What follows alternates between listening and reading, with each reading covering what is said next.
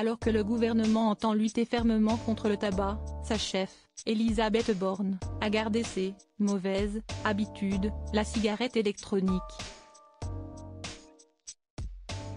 Ce qui n'échappe pas à Pascal Praud et son équipe dans l'heure des pros. Le ministre de la Santé Aurélien Rousseau a détaillé ce 28 novembre 2023 le nouveau programme national de lutte contre le tabac du gouvernement, qui concerne la période allant de 2023 à 2027. Il reste la première cause de mortalité évitable en France, avec 75 000 morts par an. La chef de gouvernement Elisabeth Borne est donc scrutée, elle qui est connue pour vapoter régulièrement, même à l'Assemblée nationale. Ce qu'a rappelé un des journalistes de l'heure des pros le lendemain sur CNews.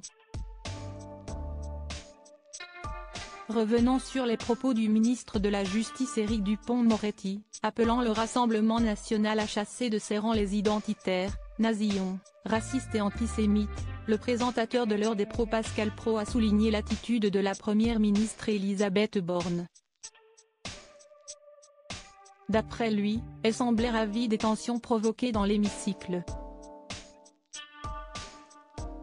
Siesti alors qu'il se demande si la femme politique vapote toujours autant à l'Assemblée nationale, le journaliste Gauthier Lebray rétorque. Le gouvernement va interdire la cigarette sur la plage, mais il ne va pas interdire la vapoteuse de la première ministre. Ce à quoi l'animateur conclut, elle a le droit. Elisabeth Borne et la cigarette électronique, une passion embarrassante? La première ministre est régulièrement critiquée pour son usage de la cigarette électronique au Parlement depuis sa nomination à Matignon, elle qui vapote dans l'hémicycle du Palais Bourbon, au Sénat ou lors de réunions publiques. Fumer ou vapoter dans l'hémicycle de l'Assemblée nationale ou du Sénat est interdit, avaient expliqué les deux institutions à CNews en juillet 2022. Comme le rappelle le site servicepublic.fr, il est interdit de vapoter, ou de fumer, dans des lieux collectifs de travail. Le fait de vapoter dans un lieu à usage collectif est puni de l'amende pouvant aller jusqu'à 150 €, peut-on lire.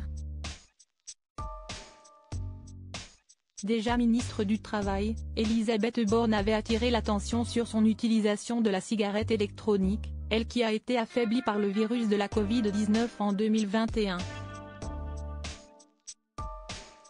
Un mauvais exemple pour ses concitoyens et pour sa propre santé.